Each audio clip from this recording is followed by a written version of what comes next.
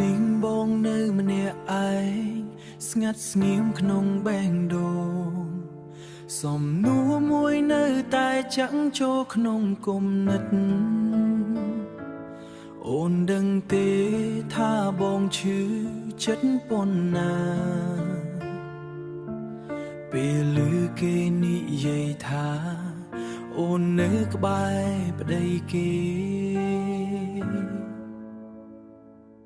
បងធ្លាប់គិតថាអូនល្អជាមនុស្សស្មោះត្រង់តែថ្ងៃនេះអូនបែរទៅធ្វើអ្វីដែលបងមិនយល់ស្នេហ៍មិនគួរធ្វើឲ្យអ្នកណាឈឺចាប់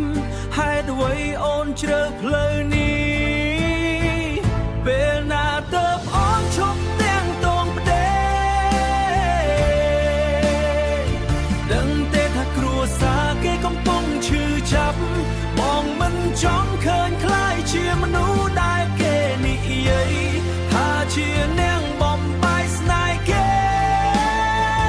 ពេលណាទៅអូនញ៉ាំពីស្នេហ៍នេះហើយត្រឡប់មករកផ្លូវដែលត្រឹមត្រូវបងសួរព្រោះបងនៅតែបារម្ភអូនមិនចង់ឲ្យអូនឈឺចាប់នៅថ្ងៃក្រោយបងដឹងថាស្នេហ៍មិនអាចបញ្ជាបែងដូង